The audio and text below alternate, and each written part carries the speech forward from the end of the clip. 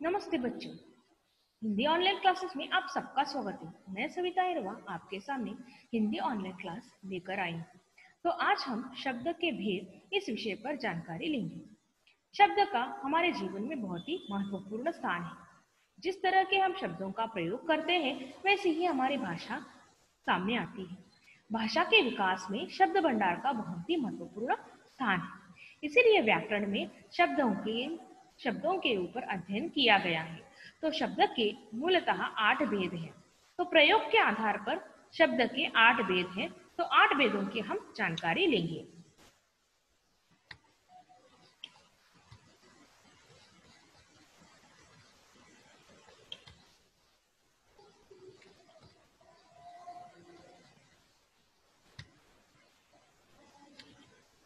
शब्द के भेद पढ़ने से पहले एक सुंदर सुविचार पढ़ेंगे। आज का सुविचार, लगातार आगे बढ़ते रहने के लिए यह जरूरी है कि हम निरंतर अपने लक्ष्य और बड़े करते जाएं। अपने लक्ष्य जो होता है अपने जीवन में, वो हमेशा लक्ष्य को प्राप्त करने के बाद उससे बड़ा लक्ष्य हमारे सामने आना चाहिए। इसी की क्या होता है कि हम अपने जीवन में आगे बढ़ सकते हैं। तो आज हम व्याकरण का जो भाग है उसमें से प्रयोग के आधार पर वाक्य शब्द के भेदों के बारे में जानकारी लेंगे। शब्द के 8 भेद होते हैं। तो उन 8 भेदों को मूलतः 2 भागों में विभाजित किया गया है। विकारी शब्द, अविकारी शब्द। विकारी शब्द यानी क्या? विकार यानी परिवर्तन या बदलाव।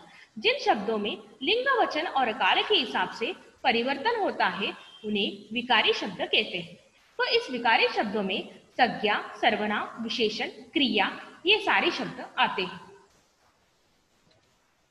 अविकारी शब्द, अविकारी शब्द यानी जिन शब्दों में परिवर्तन नहीं होता उन्हें अविकारी शब्द कहते हैं। अविकारी, अ का अर्थ है नहीं, विकारी यानी परिवर्तन नहीं। तो इस तरह से अविकारी शब्दों के 4 भेद हैं।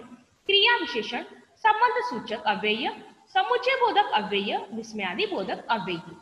और एक बात ध्यान में रखना है कि अविकारी शब्द को ही अव्यय कहते हैं। विकारी शब्द की परिभाषा। विकारी शब्द जिन शब्दों का रूप परिवर्तन होता रहता है वे विकारी शब्द कहलाते हैं। यानी जिन शब्दों का रूप परिवर्तित होता रहता है उन्हें हम विकारी शब्द कहते हैं। यानी वचन लिंग के अनुसार उस शब्द में मात्राओं को जोड़कर उस शब्द को हम परिवर्तित करते हैं, उसे विकारी शब्द कहते हैं। यहाँ पर कुत्ता का उदाहरण दिया हुआ। उसके बाद मैं, मुझे, हमें, अच्छा, अच्छे, पढ़ना, पढ़ते रहे, इस तरह से हम उदाहरण ले सकते हैं कि संज्ञा, सर्वनाम और विशेषण और क्रिया विकारी शब्द कहलाते हैं। अविकारी शब्द जिन शब्दों के रूप में कभी कोई परिवर्तन नहीं होता वे अविकारी शब्द कहलाते हैं। यानी जिन शब्दों का रूप परिवर्तन नहीं होते, वो जैसे कि तैसे ही रहते हैं। तो लिंग, वचन, काल के हिसाब से उन शब्दों पर किसी बात का कोई असर नहीं होता, वह जैसे कि तैसे ही रहता है।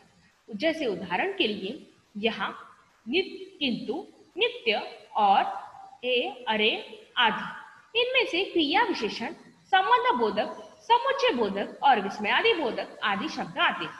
अभी नित्य का हम इस्तेमाल वाक्य में करके दिखाएंगे। लड़का नित्य विद्यालय जाता है। तो यहाँ पर लड़का यह पुल्लिंग शब्द है। पुल्लिंग शब्द में नित्य यह शब्द आ गया। उसके बाद दूसरा, लड़की नित्य विद्यालय जाती है। तो यहाँ पर नित्य लड़के जो है स्त्रीलिंग है, फिर भी नित्य जैसे कि तैसे ही था। तो इस प्रकार स्त्रीलिंग का असर, वचन का असर, वचन का असर, काल का असर इन शब्दों में नहीं होता। इसलिए वो हर काल में हर लिंग के साथ कौन से भी स्त्रीलिंग और पुल्लिंग शब्द हो, किन्हीं शब्दों के साथ, और उसके बाद एक वचन या अनेक वचन हो तो उनके साथ जैसे के तैसे में के रूप में ही आते हैं। उन्हें अविकारी शब्द कहते हैं। विकारी शब्द के भेद। संज्ञा, किसी भी व्यक्ति, स्थान, वस्तु आदि नाम तथा नाम के गुण, धर्म, स्वभाव का बोध कराने वाले शब्द संज्ञा शब्द कहलाते हैं। किसी व्यक्ति का नाम यानी श्याम, राम ऐसे व्यक्तियों के नाम, शहर, दिल्ली, मुंबई, पुणे ऐसे स्थान के नाम, वस्तु के नाम, टेबल, कुर्सी, ऐसे वस्तुओं के नाम, ये सारे जो नाम है वो संज्ञा शब्द कहलाते हैं। उसी के साथ साथ उस व्यक्ति के गुण को भी दर्शाने वाले या उसके स्वभाव को भी दर्शाने वाले कुछ शब्द होते हैं, वो भी भाववाचक संज्ञा में आते हैं। सर्वनाम, संज्ञा के बदले में आने वाले जो शब्द होते हैं उसे ही सर्वनाम कहा जाता है। यदि किसी बात को स्पष्ट करने के लिए हर वक्त उसके नाम को ही ले रहे हैं तो एक ही नाम को बार बार लेने से भाषा में जटिलता आती है। तो ऐसा न करते हुए हम संज्ञा के बदले में सर्वनाम का प्रयोग करते हैं। इसी में भाषा में एक स्वाभाविकता आ जाती है, इसे ही कहते हैं। तो इसीलिए सर्वनाम का व्याकरण में महत्वपूर्ण स्थान है। संज्ञा के बदले में आने वाला जो शब्द होता है उसे कहते हैं सर्वनाम। जैसे मैं के मैं, तुम, आप, वह, वे आदि शब्द। विशेषण, संज्ञा या सर्वनाम के बारे में जब कभी अधिक जानकारी देनी होती है, इसीलिए कुछ शब्दों का इस्तेमाल करके उसके बारे में हम अधिक जानकारी व्यक्त करते हैं, उसे ही कहते हैं विशेषण। संज्ञा या सर्वनाम की विशेषता बताने वाले शब्द को विशेषण कहते हैं। उदाहरण के लिए हिमालय एक विशाल पर्वत है, यहाँ पर विशाल विशेषण है, पर्वत विशेषण है। क्रिया, कार्य का बोध कराने वाला शब्द को क्रिया कहते हैं। जो भी काम हो रहा है, जो भी कार्य हो रहा है, इसको दर्शाने वाला जो शब्द होता है वो क्रिया कहलाता है। जैसे जाना, नाचना, खाना, घूमना आदि शब्द। अविकारी शब्द के भेद, अविकारी शब्द के भेद निम्न प्रकार से है।